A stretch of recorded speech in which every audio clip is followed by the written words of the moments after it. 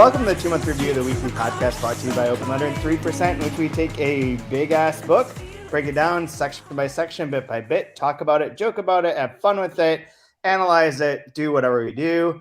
This season is The Remembered Part by Rodrigo Frazan, which hopefully everyone, even if you're not watching in here, which is the sound of me slapping this giant beast of a book, written by Rodrigo Frazan. It is the third part of the Part trilogy. The other two, the Invented Part and Dream Part, are in earlier seasons. I am Chad Post from Open Letter Books, joined as always by Brian Wood, author of Joytime Killbox. Hey, hearing these intros over and over again really kind of kicks me in my rear end and makes me want to finish my book so I can at least have a different thing other than the stupid Joytime Killbox every time. How many have you done nothing else with your life? You don't think that every week I don't think, well, hopefully next time this will get Brian to do the next book. So I can use a new title. Yeah.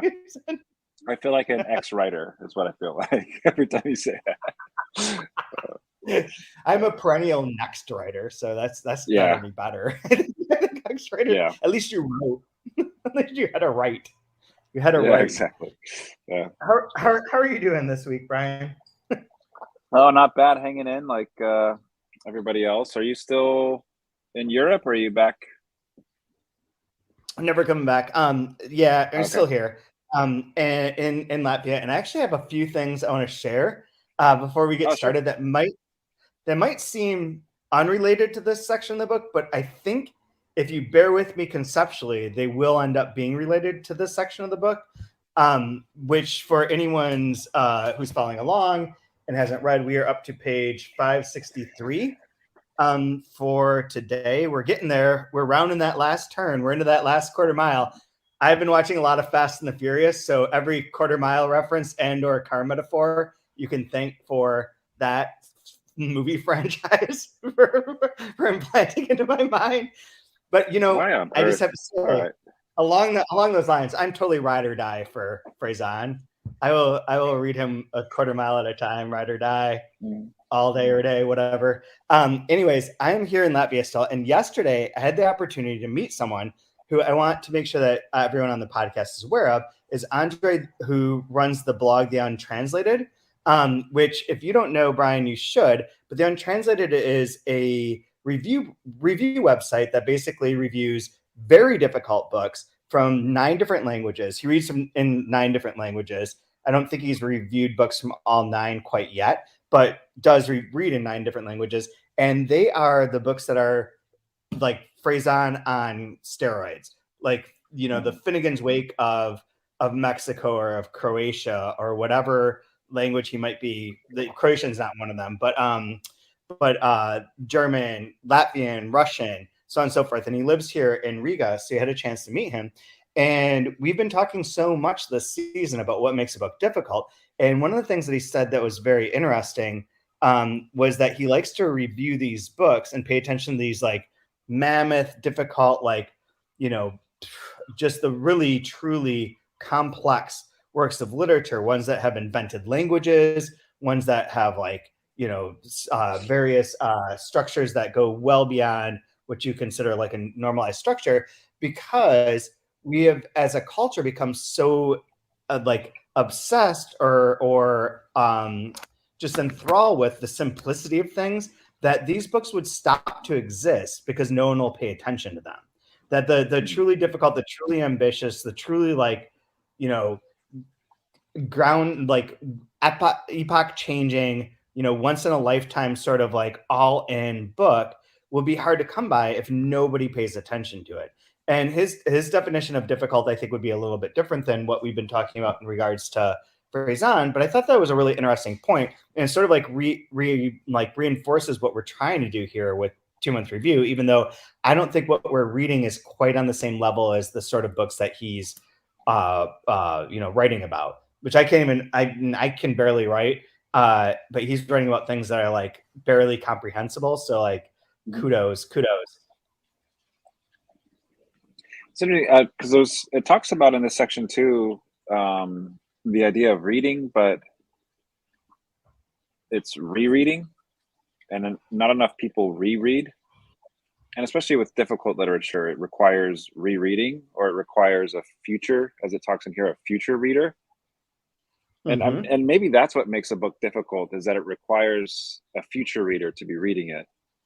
And I don't know, we're at a time and place where people, in some ways, books are kind of like trophies. Like, why would I reread a book when I can try to read more books? And so I'm wondering if maybe that's part of why these things disappeared. Do people want to take the time to, gosh, if I have to read a book 3 times, I could read 3 different books and get credit for having a knowledge, like a little pat on the back that I've done these 3 books and I've moved on to the next one, or I'm on to the next one on my list because I have my stack of books I want to get through. I have to say, one of the times, so like we just had a really remarkably positive review of one of our books in the New York Times this week. The book being Not Even the Dead by Juan Gomez Barcena, translated by our mutual friend Katie Whittemore. Really fantastic book, very interesting, would fit into here quite well. And the review in the New York Times referenced Cormac McCarthy, referenced Bolaño, referenced Joseph Conrad. It's like the most stellar review that we've ever gotten in the Times, and like, really got to the heart of the matter, really took it seriously. But so I feel bad sort of saying this, but one of the New York Times reviews, that one of the first ones we ever got for Open Letter Book, was for the 3rd book in a trilogy by Jan Sjarstad, a Norwegian writer. And the book was called The Discoverer. And the 3 books in the series, The Seducer, The Conqueror, and The Discoverer, are each set up with their own sort of format or their own structure. So one of them is like a fugue. The next one's like I think the next one's like a spiral. And the third one's like a mosaic. I forget how it goes exactly. But the beginning of the review in the New York Times was basically, it was for the 3rd volume. And it was like, fuck this assignment, because I don't want to read 1,200 pages to read these 600 pages to write this review. So basically, like, fuck this book was the entirety of the review. And it's like that lazy, and that sort of like, I won't read or reread or do anything to contextualize this art, because it's a burden to me. I need to check more boxes off on my, like, no one's gonna be at the water cooler talking about this. I got 19 Mad Men to binge watch right now instead of actually taking art seriously. But so what you're saying, totally true. I did, for anyone who's watching this or who views it on YouTube, if you listen to the podcast, I'll make sure to send the show notes, but I included a link to the Untranslated website and to the Patreon to help support him to continue doing these endeavors. For example, one of the things that he did that I think is really remarkable that I want to just bring more attention to is that there's an author, Fernando Del Paso, who's published by Del Key Archive. We're going to be redoing some of his books in the not too distant future. And he's a really experimental, strange Mexican writer. Always he was mentally, challenged in various ways, schizophrenically, seemingly, at various points in his life. But he wrote a book called Jose Trigo that Andre just led a reading group of.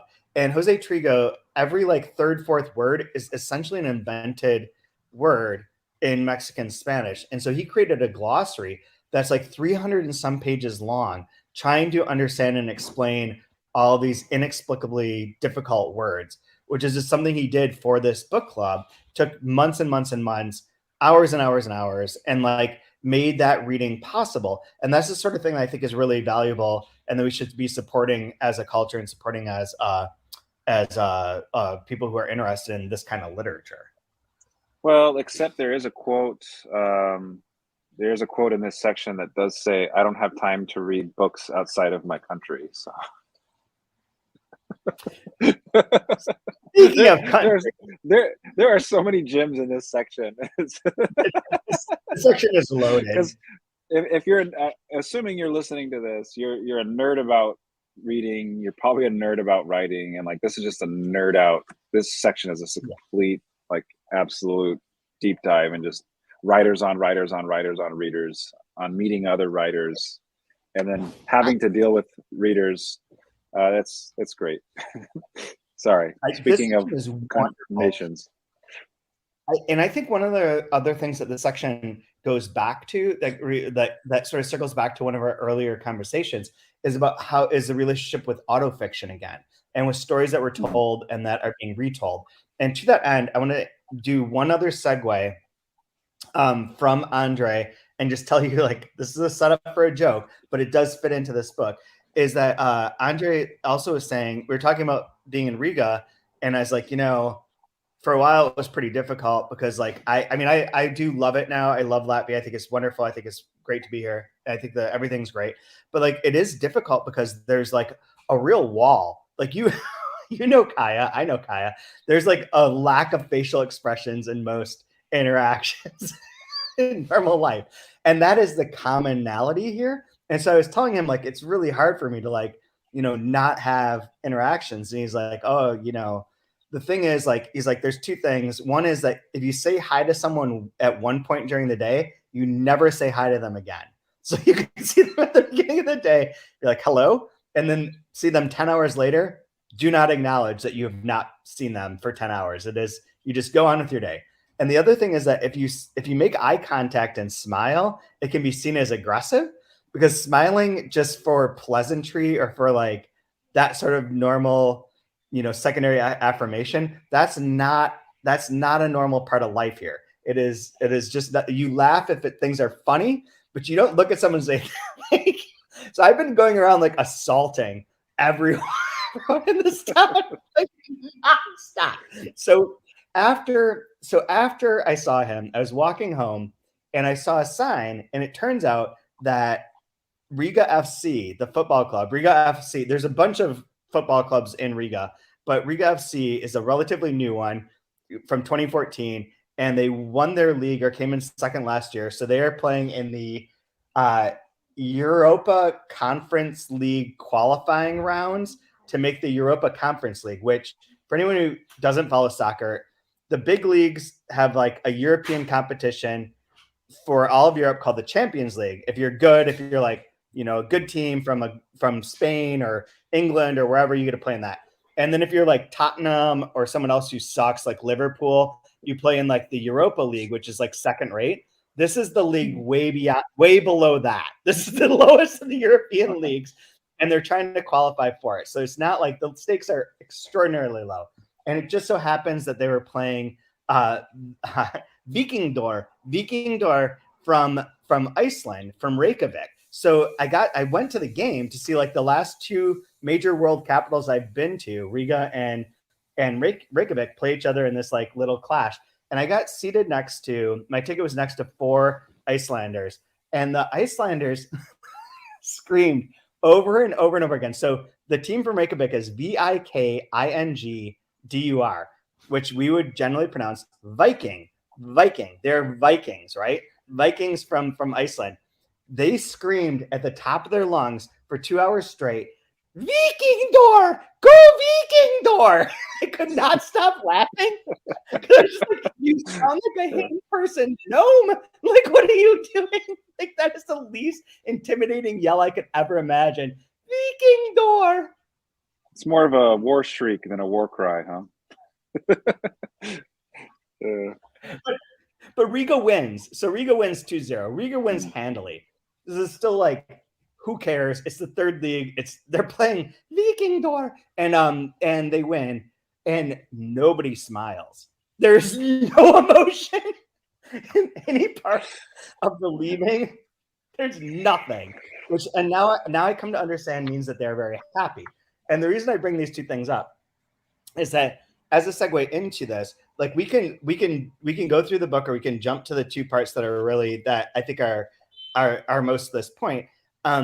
Is that this is another iteration in the Frazan world in which he's taking his real life experiences, transforming them into fiction, and using them as illustrations to something. So as you know, because you were there, I was there, Rodrigo did come to the University of Rochester and he didn't give a speech, is what he says in this section of the book. He did give a reading. He gave a conversation with Will Vanderheiden. We all went to dinner. During the dinner, or I think it was during the dinner, we told him that Kurt Vonnegut's the model for Billy Pilgrim from Slaughterhouse-Five is from Rochester and is buried in the cemetery across the road from where Rodrigo was staying, across from his hotel. So he went to see the grave. He took a selfie. He sent it to all of us. It's the only selfie he has. Is in front of Billy Pilgrim's grave. He was very ashamed, if I recall. So he's not going to like. Super. If he hears that this came out in public, he'll be very upset. But yeah, he was like, "I will never do this again. Here's me." Yeah. in front of a grave. Yeah. And so that's in here. That core essence is in here. And I want to get to that and talk about like what he does to like frill it up and to change it from like reality to fiction. And then the follow-up though is that he uses that Vonnegut thread, that key, as then like the next section is about the writer being in Iowa, giving his book to Vonnegut, which is the fucking exact story that Faison told us over dinner when he was in Rochester. Was being in a cafe, seeing Vonnegut outside of the window, taking his book to Vonnegut, telling him, "Hey, you know, I wrote this book. You're a character." Having this interaction, Vonnegut walking off, and him assuming that Vonnegut just threw the book in the trash and just kept going. And again, that story is almost verbatim in here too. So like the way that like he converts these things and makes it into the writer is interesting because it is like everyone write what you know. The autofiction, whatever. This is something different, I think. And there's something about it that's like a playfulness of like the constantly gathering of material that fits into this guy's viewpoint and way of dealing with the world. But I've talked a lot.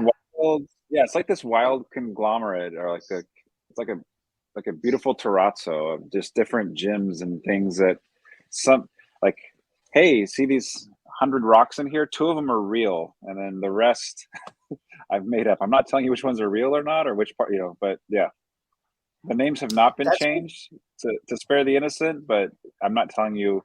It just blurs everything, right? It's just like the memory. It's fragmented, it's fuzzy, there's some amnesia to it as well. Was it like that? What was it not? I don't know. I mean, I love that he mentions Joan Didion very briefly in this section. And it's like her with kind of being on that, like one of those pioneers of creative nonfiction where, did it snow? Does it matter if it snowed? Because it felt like it snowed to me. And that's kind of the whole point of this story that I'm telling. So who cares if I have it right or not? There's that aspect to it. And he has that great story. And I hope maybe it's in the book at some point where the actual Rodrigo did meet Joan Didion in New York City randomly one time. And I don't know how he always meets these people. It's great. I love. I met Joan Didion at a party in New York City too. Okay. And like she was mad at him, but yeah, this will be a great story that maybe shows up, maybe doesn't. But yeah, the one that I really hope to tell. The one I wish would show up, but I don't think shows up in here, is the one where he said that he met Susan Sontag once, and she's mentioned in this section as well. She's mentioned in the section as well, but not the story. But they had lunch, and he sat down, and she's like went on and on about Bolaño, and she stopped talking. He said, "I don't know who you're talking about."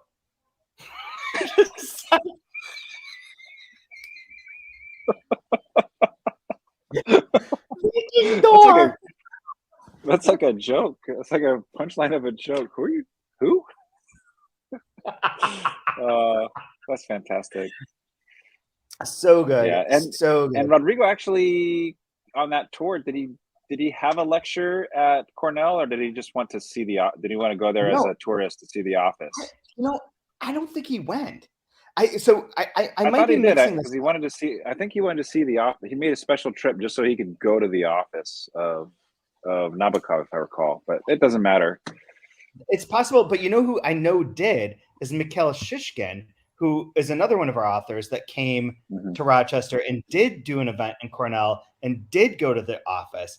And so I'm not sure if I know that Shishkin did, and I feel like you're right that Faison did as well. And then I told him, oh, Shishkin also did this.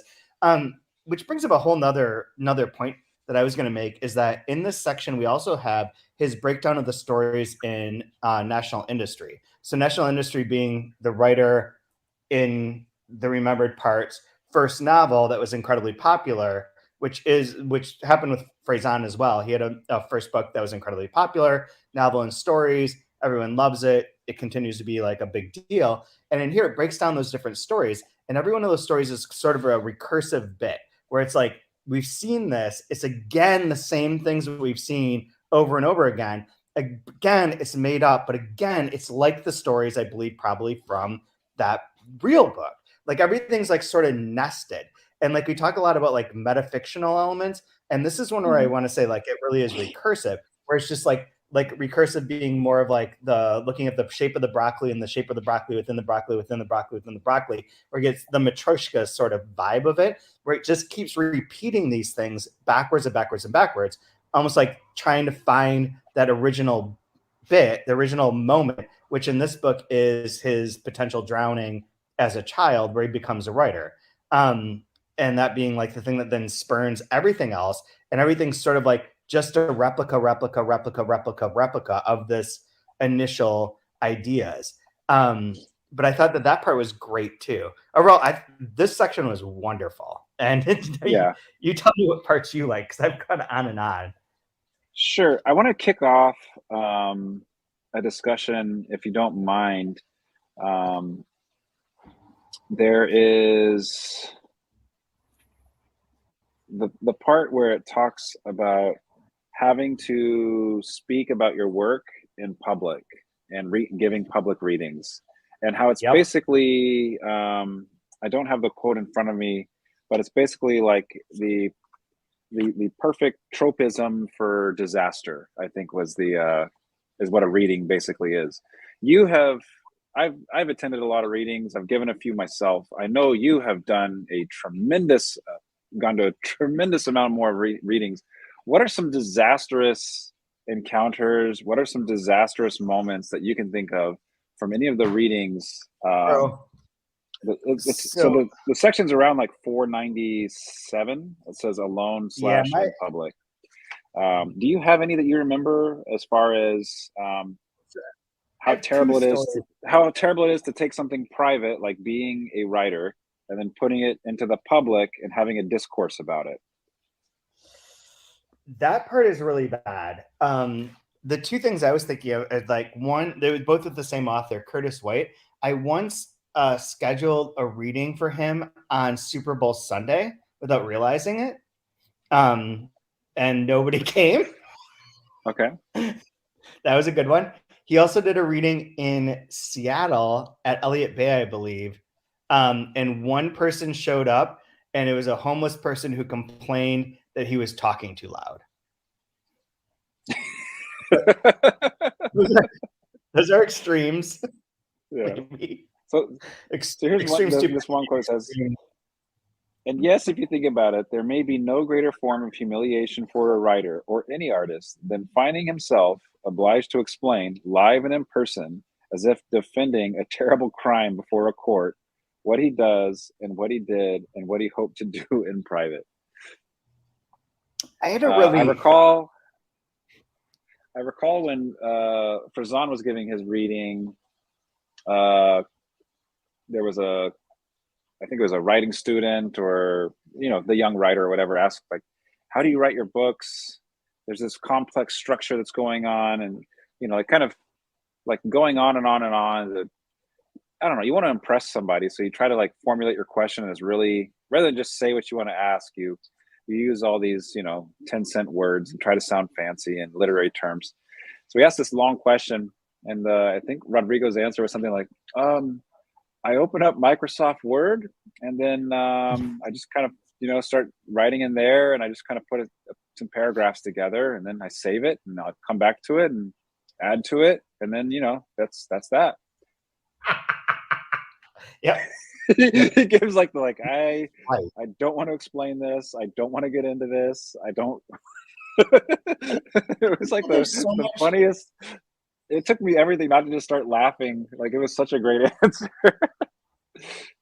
I think that everyone involved in a reading sucks on one level or another.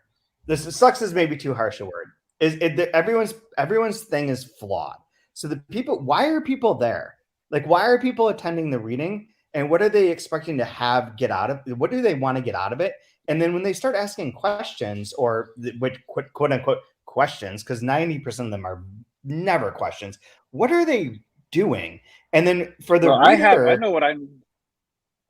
Go ahead. I know what I'm doing there usually is I'll typically try to find a first edition, first printing of their first book. I'm hoping to get it signed by that author so that if, they die in a helicopter crash or something, I can put that win on the Nobel Prize. eBay and I can make a couple of bucks off of it. I probably Yeah. won't sell it, but I like to know that I have it. And they ask me who to make it out to, and I say no one. I don't want this to be personally. I just want your signature. Don't because I'm going to sell this later. So I had an author. So I met with an author a couple months ago in New York, who's very famous. His name is Nicholas Delbanco, and he helped found the University of Michigan. He helped make the University of Michigan writing program huge. He founded Bennington's writing program. He was the professor for Bret Easton Ellis and Donna Tartt and Jonathan Lethem, and he's like a big deal in those regards. For sure. He's also one of the men referenced in Carly Simon's You're So Vain. He's like a figure. And he gave me, we're doing a collection of his stories that includes 2 earlier books and a new book. And so he had the 2 earlier books with him. And he's like, I'm going to sign these for you. Is it okay if I put your name in it? And I had that moment where it's like, you're asking me as if like, you assume I'm going to sell them, like, or something. But I was like, no, of course. Like, actually, I'm not going to sell them. I'd rather like have a personal note. So he wrote like a long personal note about our correspondence. It was wonderful. But like, yeah, there's that angle. Like, I get that. Like, and the person who's reading, they're presumably trying to sell their books, but like, really? Because like generally you have like unless you're reading to an auditorium, unless you've already made it on a level in which individual reading book sales will not matter. Like you are at the level where you are commanding, $10,000 speaker fees and 500 people are showing up to your event who all already know your work or have your work or both. You're reading to like a group of a small group of people and hoping that they buy your book. You're hoping to sell 10 books. I know. You're hoping to sell 10 books is what you're doing. Yeah. So are you really like, is the real truth of the matter that you're reading because you're hoping to meet one person who your book had an impact on, which is also mocked in this section, right? Like how much he hates when people come up and are like, your book changed my life. Like, probably for the worst. Suck it. All right. So I have 2 disasters. One is the big one that you're talking about. When I was in my MFA, we have a reading series. It's done by a wealthy lady that donates all the money for it. And the keynote for that season was E.L. Doctorow. And you can tell by my age, we got E.L. Doctorow when he was a little bit advanced in his years, obviously. So, but the literary director of this reading series, like that was his hero. He's like loves postmodernism, loves E.L. Doctorow. Book of Daniel was like one of his favorite books. So gets E.L. Doctorow out there, and like it was so phoned in, didn't care. It was like the worst, most torturous. Like, what are we even doing here? I remember like I was sitting next to a professor I didn't even know. I was like, what is this? He's like, this is bad, man. This is so bad. And just kind of like, he doesn't even like read anything new. He just reads like, here's an early draft of something I wrote 15 years ago. I found it in my laptop on my flight out here. And like, he just read from that. And then then he goes, I will sign 2 books only at the end of this. So if you want a signature come up, I will sign only 2 things. And I'm only signing my name. I'm not making it out to anybody or anything. And then like he just sits slumped in a chair and just signs people's books. And it was like, I can't believe we spent this much money on him to come out and do this. We're never doing this ever again. We're only doing young authors that have energy and care or whatever. Like, so that was one disaster. I mean, for a university perspective or for anyone hosting things, like what a fucking bind you're in. Like if you try and get this is the old Penworld Voices problem. Why Faison got paired with Lethem is that if you don't have a name that people want to come out for mixed with someone who's hungry, like you end up with a disaster either way. Nobody shows up because they don't know who it is, or everybody shows up and that person's kind of a prick.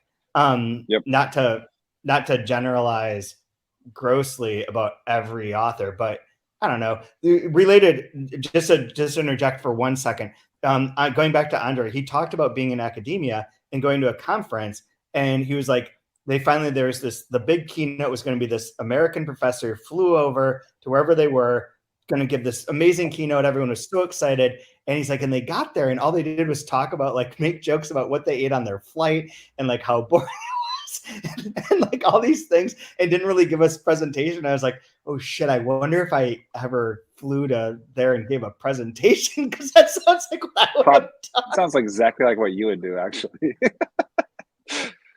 Okay, and the other disaster, which I thought was awesome. I love this disaster. This one was great. It offended so many people, but it was kind of that was the whole point of it. Was it was a smaller reading series, and they brought in Sherman Alexie, and this was before his. Yeah. This was before his, affairs and wanting to be, Me Too'd and being canceled type of thing. It was a few years before that. But somebody asked, the big topic was. Do you think that what do you think about artists and being controversial? And they brought up Salman Rushdie, and if Salman deserved to have the fatwa put on him, and I don't know what they were expecting from him, but there was like this little like kind of gleam in Sherman's eye before he answered, and he kind of smirked. He was like, "Absolutely, he deserves everything that comes to him. How dare you say stuff like?" He went on this time, like you could hear like people actually gasp, and like people started leaving, and like he was like, I think he basically just said, "I'm really bored with doing this, and so I'm gonna just give you an answer that you don't want for a question that I don't want to answer," or what. It was, again, he just completely floored everybody, and then for later for him to be stabbed in the neck in Buffalo or whatever. I mean, this was a decade later when that happened.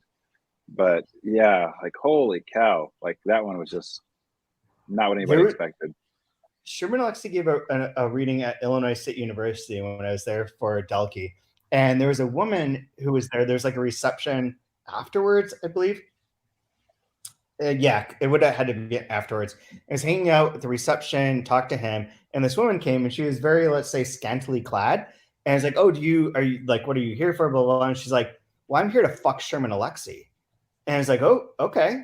And sure enough, saw the two of them leave together towards the end of that evening, pre all the Me Too stuff, pre all the other stuff, but like exactly that. Not necessarily reading. Allegedly. Yes. All right. Zoom. That's probably a part of this. I know for me, when I was going to readings and stuff, especially when I was in school, I was like hoping to get like some magic advice, like that magic miracle pill that would help me lose weight. Like I wanted like a quick fix. Like, how do I become a writer? What, like, give me how to write an outline. Tell me how do you start your story? Like you're looking for that. Like I know for me as a writer, you go to those and you're hoping to get some kind of advice of like, each person has their own way of how they cracked through that wall and how they made it to get published. And I wanted to be published so badly. I wanted to know, like, when really all it is like, just instead of being here, why don't you go home and sit in your chair and write something and keep writing something and read something and keep reading something, like do that. But all I wanted was, tell me how you got your agent. Tell me how your agent sold your book. Tell me how you got your idea for your book. How did you write your book? Like I was just like grasping at anything I could get and collecting anything I could on how somebody made it so that I could emulate or mirror their success. And I know for me, that was, I went to every single reading. I devoured everything somebody wrote trying to emulate their success. So you were much more interested in seeing IKEA read than in seeing our ex-writer read. honestly, I was interested in finding. I just wanted to learn from anybody and everybody, and so I went to every reading. I went to all the poetry readings. I went to all of the nonfiction readings, the fiction readings. I went to every single person because I was in this mode of like, I'm gonna make it. I want to make it, and I want to be a writer, and I want to be a published writer. Like, it was really important to me, and so I Here's foolishly went to all these things, just hoping to just like scrap together some crumbs and like figure out a path on how to make it. we're gonna bang this idea into nothing. I don't know, bang the drum. The beat a dead horse. But in terms of the readings, there's another element to it that I think one of the reasons I've always wanted to go to, if I want to go to a reading, generally I go because I go to an event. I like events. I like conversations that are Sure. actually like that misstep people. I want people to feel, I want the authors, I want the performers to feel like left-footed at some point, and that then they're honest rather than things that they've already rehearsed.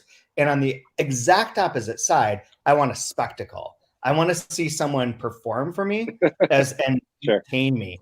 And so on one of those things, one of the other people that came to Illinois State was Christopher Hitchens, and hanging out with him both before his events and afterwards and during his events, like it was at the height of his, when everyone hated him the most for like being pro Iraq war. He was like on that sort of like libertarian crazy side of politics, where he'd gone from being extremely liberal, left-wing progressive into like his own sort of strange world.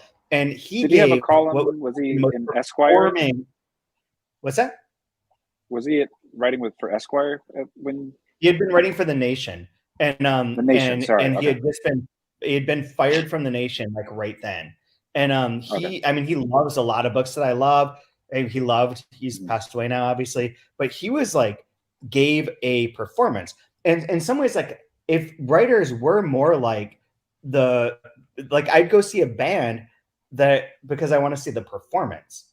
I like to see a band Sure. perform. I like to see it live.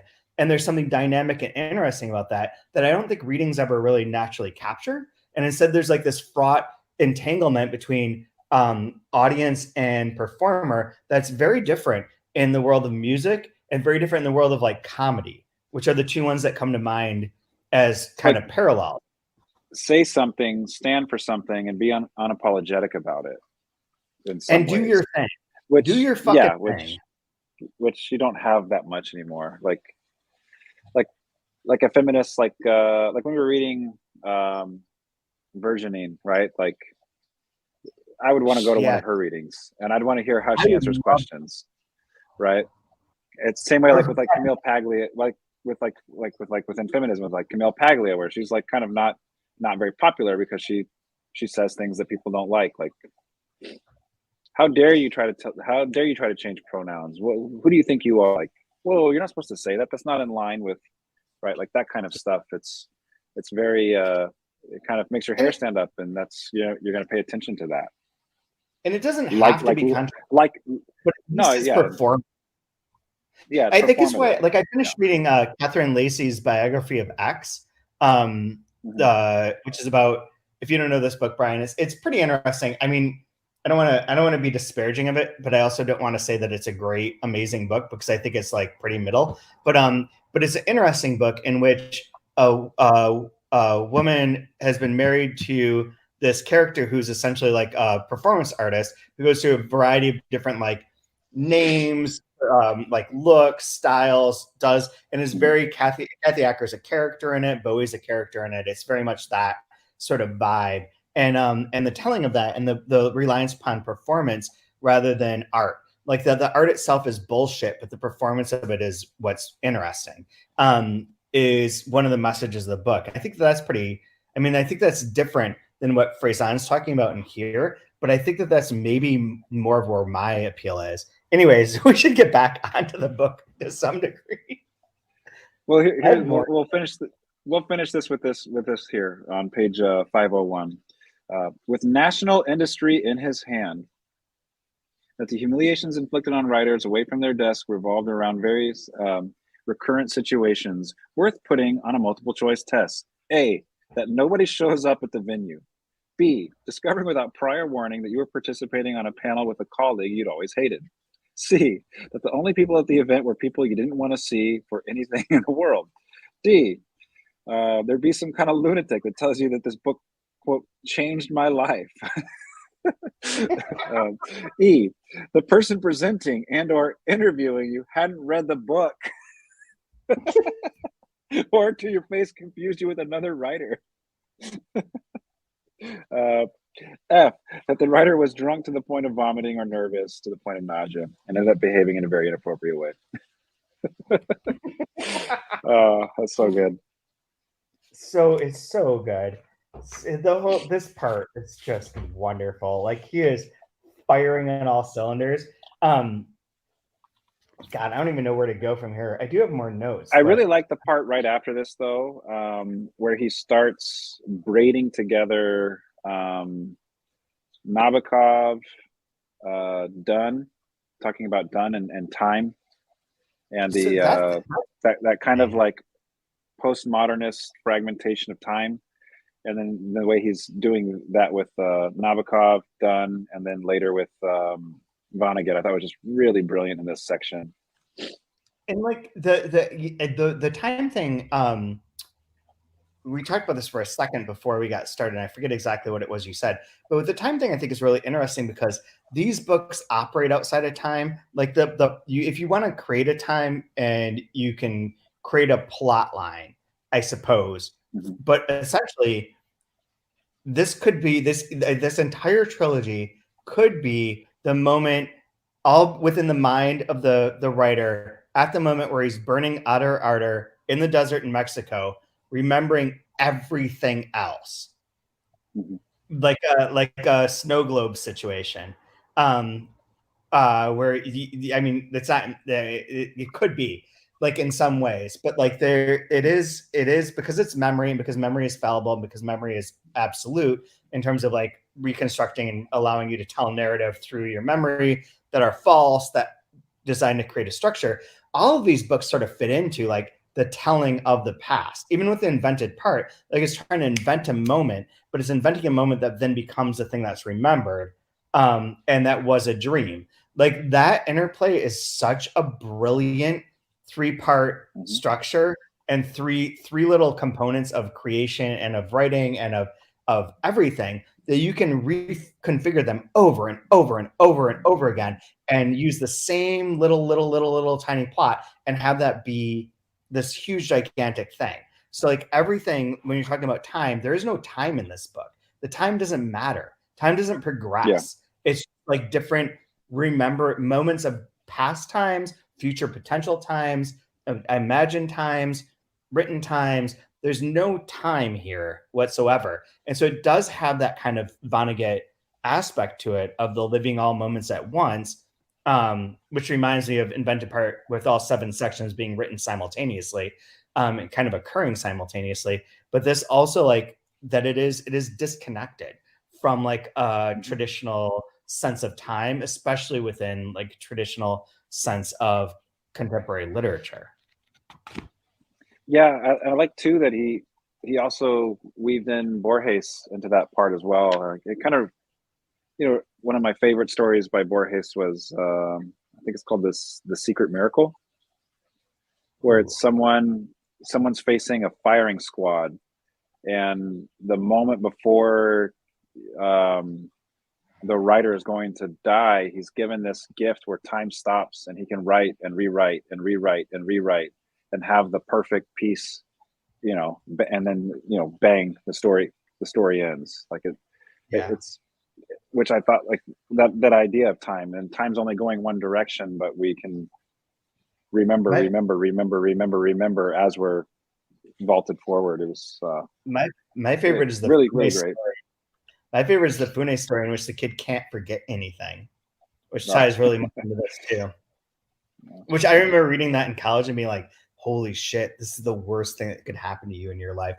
I do want to say, not to be snarky, but to be a little snarky, is that the bit about the University of Rochester and one of his like bits about the U of R is that all the students have Vonnegut tattoos, either like like any lines. I would hazard, I would guess that less than 5% of the students in the English department or humanities department as a whole have read Vonnegut at the University of Rochester. So I think if you're talking about irreality and like invention, that's a good one. That one's out there. That's pretty much like Aliens. That reminds me, if we go back to comedy, I forget which comedian it was, but he saw Megan Fox at some event, and she has a large tattoo of Marilyn Monroe on her forearm. Yeah. And his joke was like, "Oh, I've got a tattoo of Joe DiMaggio on my forearm," and she says, "Who?" But yeah, it's like that idea. Like, here's my Kurt Vonnegut tattoo. It's like, oh, that's from Breakfast of Champions. What's that? Wheaties? Yep. What are you talking about? Right? Like, never mind. That's all right. Like, we actually had, by the cool. way, whatever. Before I forget, we had someone write in last week, and I don't want to forget about this as you look through for other things that you want to talk about. But we had someone write in with a few questions for us. I'm going to sort of skip over. The first one is about a specific section, which we will get back to. That's from pages 308 to 312 about the trustworthiness of the plan for the overarching trilogy from the X-Writer. Let's come back to that on a different week because that will recur. There's also a question that was about whether some of the things that are maybe typos or maybe intentional are an indicator of the narrator losing their mind and losing their memory. So, for instance, and I'm pretty sure this is a typo, is that on, I think it's on page 41, the narrator refers to Jules Verne's 2,000 Leagues Under the Sea instead of 20,000 Leagues Under the Sea. And there's a reference to Roberta Sparrow instead of Robert Sparrow. There's like a few errors early on where he's like, is this, is the irony that these are that the narrator is unreliable and that his memory is slipping, which I don't know if that's the answer to that is yes, and you need to put more of them in. Not just be like, oh. But to me, it screams of a mistake that was made on 100 plus thousand word manuscript. Yeah, and that is there. Okay, but the last two I think are interesting questions, and I'm going to read these in that I think are more pertinent to the moment. I haven't heard you or Gus acknowledge that the narrator is a tiresome asshole. I know he tries to anticipate this by calling himself a and take refuge in the tired and baseless club that all good art has to be made by bastards. But like most assholes, he seems unaware of a lot of the ways in which he displays his assholery. Don't you find his sense of grievance and snobbery wearing? Yeah, it's true that most people are puzzled or baffled by this type of discursive fiction. So what? That doesn't make them deficient or less than. For someone who's obsessed with the carnival that is his own mind, the narrator seems singularly unable to recognize that other people, non-writers, might also have their own, equally entertaining carnivals in their heads, even and especially carnivals he wouldn't understand. Am I alone in feeling this about him? And it's interesting. I started to reply. And one of the weeks when you couldn't be here, when Kai was on, I had that as a note, is narrator is fucking asshole. Was the only note that I wrote down. And you're adding to that. I did. I chatted it. I added a Chad to it. But no, seriously, I was like, man, this guy he is insufferable. Like if you were sitting next to him on a plane and had to hear all this, you'd just be like, come on, get over it. Move along. I've got a work call I have to take, but there's no cell service. The thing about cell phones, actually, and then they go into like a 20,000 word discourse on how the BlackBerry became it's like, what have you not read? You don't have to tell me everything. My ears are stopping. My battery is dead. No, yeah, like seriously, like he is an asshole. But I don't know. I mean, it's sort of endearing that someone can be an asshole. No, I mean it's very purposefully maximalist. what should we include? Everything? Yeah. And actually, I have a little. I mean, thank God there's no footnotes, right? Right. Well, I mean, but it is also in his attitude. Like in the attitude of things, it's sort of it doesn't. It's not that far away. I mean, there's a fine line, I think, between like really wanting like the books that go back to the untranslated, go back to the untranslated books, which are definitely not for everyone. Like not everyone's going to enjoy or appreciate those, and yet people who do deserve to have that experience. And this is an experience of someone who is, and this is where you start to get into like a really gradated area in today's cancel culture, for lack of a better term, where his assholery is interesting to watch because we don't always get to see assholery, and to let that be on the page is kind of nice. Like it's not, it doesn't apologize. It sort of like frames itself as like, yeah, I'm a piece of shit.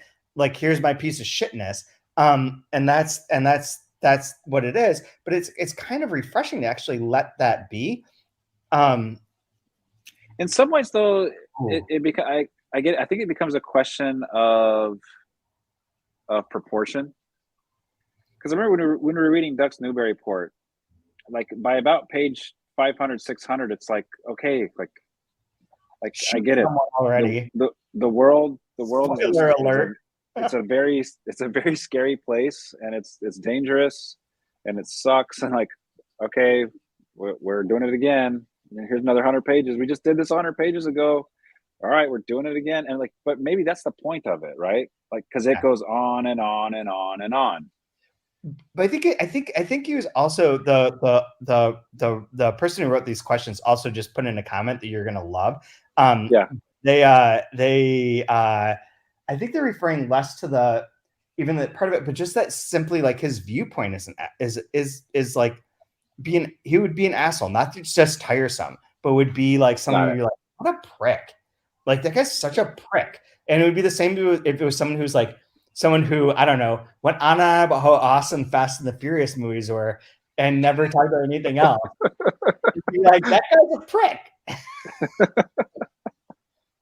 Maybe that prick deserves to have their prick times. I don't know. So Benjamin Chambers writes in, a fellow student in my MFA program once did a public reading of a story that was a roman cleft about the affairs that one of the professors was having with multiple students. Oh, snap. Okay. That's awesome. You win a prize for that. Yes. So one of the other question, though, that I think is really pertinent and is a good point to leave off with, like the plotting of this section, and then I'm going to drop something in, and then we'll do our last lines or whatever. But he says, also, I haven't heard anyone mention the narrator's references to his impending suicide. What's going on there? It's very difficult to fix the narrator's position and destination in the remembered part, especially since in the early section he's metaphorically in the desert. Are Mount Karma and Abracadabra metaphorical destinations for his death? Is suicide only a kind of natural conclusion to the living death of a writer who can't write? Or will he stumble off the plane, drunk and bleary, and write the trilogy we're now holding? Also, I want to point out, which I forgot to frame that with, is that Benjamin, who wrote this in, did not read Invented or Dreamed part.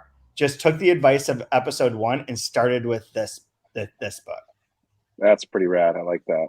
So yeah, the suicide thing we have not talked about at all. Like there are numerous references to that, to like the sort of end of it. He's going to end everything. He's going to burn the book in the desert. It's all over. Well, it was mentioned too, in this, what a disaster these public readings are. I mean, it mentioned someone, shooting himself in the face at a reading. So suicide's throughout this book. I mean, it is almost like the death of the author, writ like saying, I mean, writ obviously, writ large, whatever the phrasing's supposed to be there. But it makes you wonder if it's going to be one of those like why would you metaphorical closing the book, right? Why would you? Yeah, closing the book's another good cliche for that. But why would you keep writing if you can't write and your writing is what you are? Then why do you go? What do you do? He's just like a caretaker for his sister's like financial largesse and success, he's a failure, that nobody wants to read his books and doesn't want to invite him anywhere anymore because he's a fucking run-on prick. Look at this. No. Perfect timing. But then there's also the thread of the child. Right. Okay, so the thread of the child. He who shall not be named. Yeah. I feel like that might be tied up, but I don't want to guess because I'll just sound stupid. So I can do that on my own. Easy enough. So as you look for so I don't think is there anything else from this? I don't even know if there's anything else on this. There was a bunch, but that's fine. We can anything for next week. No, anything important that you want to throw in there? Let's got time. No. I just really enjoyed the parts about the desk and the tomb was fun, just because I had firsthand heard a couple of those stories when we were at dinner. Yep. And then I really like the stuff with John William Dunn, and I'm not familiar with his work, so I want to read some of that. So I'm really excited to check him out. That reminded me that there's a part in Look at the Harlequins that he references where the character that is Look at the Harlequins by Nabokov is kind of a faux autobiography of Nabokov, where everything's like sort of like through the looking glass. And one of the things in there is, I think it's not Joseph Gardner. What's the guy's name? There's like a mathematician, Martin Gardner, that is referenced within the book, who references Nabokov in his works. But the character in Look at the Harlequins it's impossible for him to envision things reversed, which is like a particular like mathematical term. There's a mathematical term for it, but also like a psychological way of doing it. That part's great too, because these books kind of force you to try and see things as three-dimensional objects, I think, and see them as, and maybe that's just me because I'm obsessed with structure in reading, but see them as a whole, and see them in ways that you can reverse and move them around. And the Nabokov part of that I think is really interesting, because I think Nabokov also like saw things as massive superstructures in the way that like his character in that book or in Look at the Harlequins cannot do, simply because he cannot physically imagine things being in any other way than like a straight one-to-one line. While you're looking for your last line or for whatever thing you want to bring up, I will say that the next book for season 20, I'm going to announce on the website next week as part of an ongoing series. I will give you a clue. It will be a Delkey Archive book, because it will be part of the Reading the Delkey Archive series I've been writing, and one of which came out earlier this week on Momus's The Book of Jokes, which I quite like because that one's all about stand-up comedy. But the next one that comes out is going to announce that it will be the book that we're doing for season 20. So for anyone listening to this, if you want to find out, you're going to have to read that. This is what I think they call cross promotion. You're going to have to read that article, visit the website, which is just at rochester.edu/3%. You will get there. It will be up there on Tuesday if all goes well, and that's where you can find out what the next season's book is. Did you find a line that you would like to share as your line of the week? Yeah, page 504. I feel like John Donne was kind of the secret to this all along, right? 504, about a third of the way down.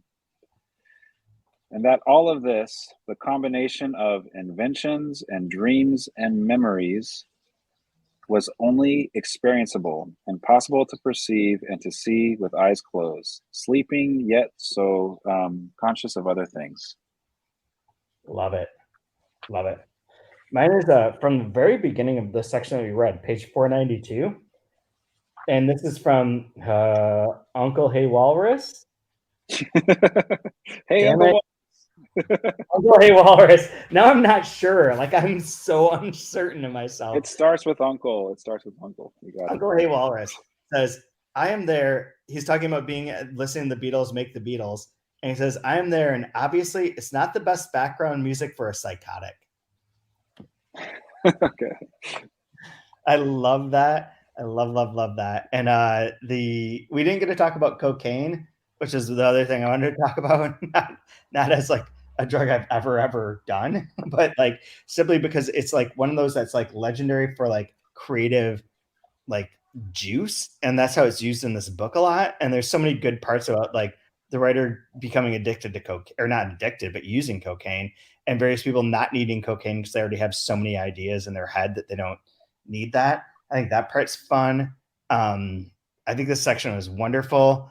I meant to look at to how far we go for next week as I was saying that, and I forgot, but you can find it. It'll be linked to in the show notes. It's about 70 pages from where we are, so it's probably like six. I'll bet you it's to page 643 because that's the end of part 2, and that would wrap that section up. But we are into the home stretch with the remembered part with the trilogy as a whole, and we will be back next week for that. In the meantime, you can rate and review us on podcasts, Apple Podcasts, or wherever you get your podcasts. You can follow us on Twitter. I don't think on Instagram, but on Twitter. There's a 2-month review Twitter. There's also Chad W Post. There's also Brian Wood _, which I know you don't use. Again, every time I go to type in a tweet to try and tag you about 2-month review, now the person who shows up, I don't know why, but when I put in BR at BR, the first thing that comes up as a choice is Britney Spears. I'm always tempted to just click on and see what just happens. Keep sending it to her. I'm sure. It's sure always never you, because you don't use Twitter. It never wants me to choose you. It wants me to choose anyone else with a BR. But Britney Spears, I think I'll tag this week just to see what happens. But otherwise, you can follow us there, rate, reviews, tell your friends, do whatever you want to do. Read the Untranslated. Stay safe. Go Vikings.